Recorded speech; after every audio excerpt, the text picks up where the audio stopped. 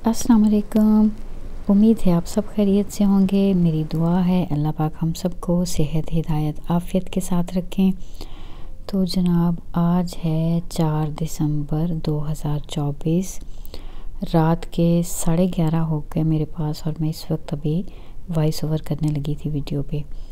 आज टोरंटो में first snowfall थी, इस सीज़न का सबसे पहली जो बर्फ़बारी है वो। तो सुबह जब उठे हैं तो बाहर बर्फ़ हो रही थी ऑलरेडी। तो व्यूज़ आप देखते जाइएगा। और जो फर्स्ट स्नोफॉल होती है ना, उसकी एक्साइटमेंट ज़रूर होती है, बड़ों को होती है, ख़ास तौर पे बच्चों को तो ज़रूर होती है। और स्नो से पहले वाली जो ज़िंदगी होती है वो और फिर स्नो के बाद जो होती है वो थोड़ी सी डिफरेंट हो जाती है। तो स्नो को साफ़ करना और क्योंकि इसके साथ स्लिपरी हो जाती हैं रोड, तो उसको साथ साथ साफ़ करना बहुत ज़रूरी होता है। अच्छा, ऐसा नहीं है कि कनाडा में स्नो होती है और लाइफ उसके साथ कोई रुक जाती हो। हर काम अपने रूटीन के मुताबिक चल रहा होता है।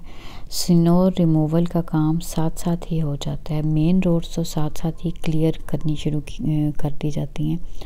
और दूसरी बात जो है वो ये कि ऑफ़िस, स्कूल और जो जो सबका काम है, जो गार्बेज वाले हैं वो, और जो जो हर कोई काम करता है ना, उसमें किसी मौके पे भी ऐसा नहीं होता।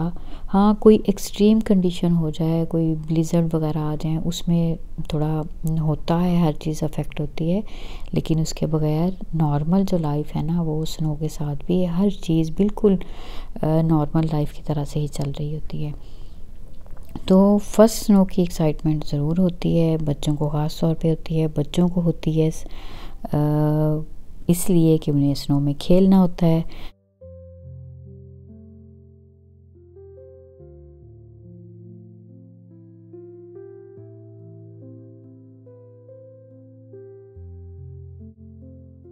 और ये यहाँ पे कनाडा की ज़िंदगी में एक बहुत अहम हिस्सा है कि जिसको हम बोलें ना कि स्नोफॉल जो है। और जब ये स्नो आ जाती है तो फिर ख़ास तौर पे रोड्स के ऊपर जो है ना, वो बहुत एहतियात की ज़रूरत होती है, क्योंकि बहुत स्लिपरी होती हैं, गिरने के चांसेस बहुत होते हैं। इसीलिए ख़ास तौर पे स्नो बूट्स यहाँ पे यूज़ किए जाते हैं। उनके बगैर तो यहाँ पे कनाडा की ज़िंदगी एक हम सोच भी नहीं सकते। और उसी तरीके से प्रॉपर ड्रेसअप होना ये बहुत ज़रूरी है। स्नो जैकेट्स और मिटन्स या फिर जो ग्लव्स हैं वो, और स्नो पैंट्स वगैरह, इन सारी चीज़ों का ना बहुत ज़्यादा अहतमाम फिर किया जाता है। ख़ास तौर पे स्कूल गोइंग जो बच्चे हैं उनका तो बहुत ये ख़्याल रखना पड़ता है इन चीज़ों का। ये जनाब कुछ थोड़ा सा डाइट अपनी चेंज कर रहे हैं, हेल्दी डाइट जो है उसकी तरफ थोड़ा सा ध्यान करने की कोशिश की है। तो ये कुछ जो नाश्ते में लिए हैं, कुछ फ्रूट्स हैं, जैसे 4 से 5 स्ट्रॉबेरीज़ हैं, ग्रीक योगर्ट थोड़ा सा, और अनार है, साथ एक बनाना है और हाफ़ एप्पल लिया है, और उसके साथ गर्म पानी और उसके अंदर लेमन। तो देखें कब तक ये हम कंटिन्यू कर पाते हैं, लेकिन अभी इरादा किया है कि कुछ थोड़ा बहुत जो ना हेल्दी चीज़ें उनका इस्तेमाल थोड़ा ज़्यादा किया जाए, अपनी डाइट में भी और बच्चों के लिए भी। और ये जो लेमन वाटर है ये तो हमें इम्यूनिटी को बूस्ट करने के लिए, मेरा ख़्याल है ये तो हम सबको ही अपनी डाइट में ज़रूर शामिल करना चाहिए। उसके साथ जनाब ये मैं पहले से ही प्लान मैंने किया हुआ था, मुझे आज हलीम बनाना था, और उसके लिए मैंने कीमा जो था मेरे पास, वो वेल का कीमा था, उसको मैंने भून लिया था। और वो जो हलीम मसाला होता है उसको डाल के, और फिर बाद में ये दालें सारी उसके अंदर डाल के, बारले भी डाल के, फिर इसको कुकर में मैंने गला लिया। और अब ये इसको मैं फ़ाइनली थोड़ा सा मैश करके तो बस इसको मज़ीद पका लूँगी, और फिर इसका जो है ना वो तड़का लगा लिया जाएगा। बात करते हैं थोड़ी सी आज इस लिहाज से कि हम लोग जो ज़िंदगी गुजार रहे हैं ना, ये ऐसे ही है जैसे हम एग्ज़ामिनेशन हॉल में हों। जब हम कमरा इम्तिहान में होते हैं तो हमारा ध्यान जो है ना वो पूरा का पूरा सिर्फ हमारे उस क्वेश्चन पेपर की तरफ होता है कि क्वेश्चन मुझे क्या मिले हैं और मैंने कैसे इस इम्तिहान में पास होना है। अगर हम उस इम्तिहान के वक्त को सही तरह से इस्तेमाल नहीं करें ना, और उस क्वेश्चंस के आंसर जो हैं वो उस टाइम को हम जहन में रखते हुए नहीं दें तो फिर हम उस एग्ज़ाम में फ़ेल हो जाते हैं। तो वो जो आखिरत का इम्तिहान है उसके तो हमें सवाल पहले से बता दिए गए। हदीस पाक के मुताबिक जो है ना, जिन बातों के बारे में पूछा जाएगा वो यही है, कोई शख्स अपने हिसाब की जगह से नहीं हिल सकता जब तक कि इन 5 सवालों के जवाब ना दे दें। सबसे पहले ज़िंदगी कैसे गुजारी, दूसरा क्वेश्चन ये है कि जवानी कैसे गुजारी, तीसरा क्वेश्चन ये कि माल जो है वो कमाया कैसे, चौथा सवाल ये किया जाएगा कि उस माल को खर्च कैसे किया, और पांचवा सवाल ये होगा कि इल्म पर अमल क्या किया। तो अब इन सब चीज़ों को हम जानते हैं पहले से कि ये पूछा जाएगा ज़िंदगी कैसे गुजारी है। अल्लाह पाक हमसे पूछेंगे क्या मेरे बंदे तुम किन रास्तों पे चल के मेरी तरफ आए हो, नेक लोगों के रास्ते पे चलते हुए और अच्छे काम करते हुए मुझे खुश करके आए हो, या फिर अपनी मर्ज़ी की ज़िंदगी गुजार के और गुनाह के रास्ते को अपना के अपनी ख्वाहिशात की पैरवी करते हुए मेरे तक पहुँचे हो। जाना तो बहरहाल है, हम ये तय है कि हमें अल्लाह की तरफ लौटना है।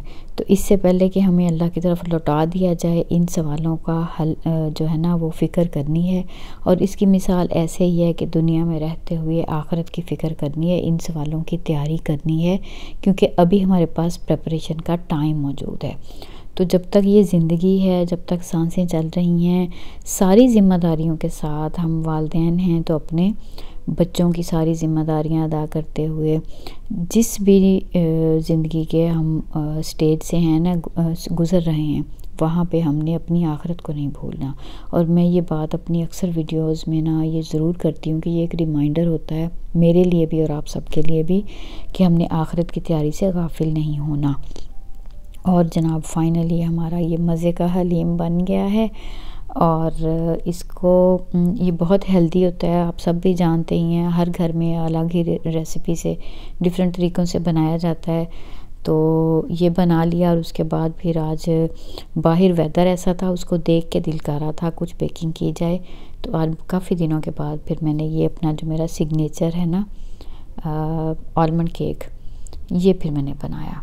और ये जब बेक हुआ इसकी इतनी ज़बरदस्त सी खुशबू आ रही थी। और साथ ही फिर आज बाहर स्नो को देखते हुए ना बच्चों को चाहिए थी हॉट चॉकलेट, तो फिर बाद में इनके लिए मैंने वो बना दी। बस ये इस तरीके से हमने आज जो पहली स्नो का दिन था ना यहाँ पे टोरंटो में, वो हमने ऐसे गुजारा।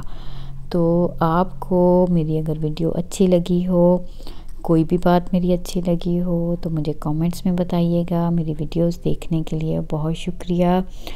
कोशिश मेरी यही है कि अपनी वीडियो में कोई ना कोई एक अच्छी बात ज़रूर शेयर करूं, ताकि ना मेरा वक्त ज़ाया हो और ना ही वीडियो को देखने वाले का।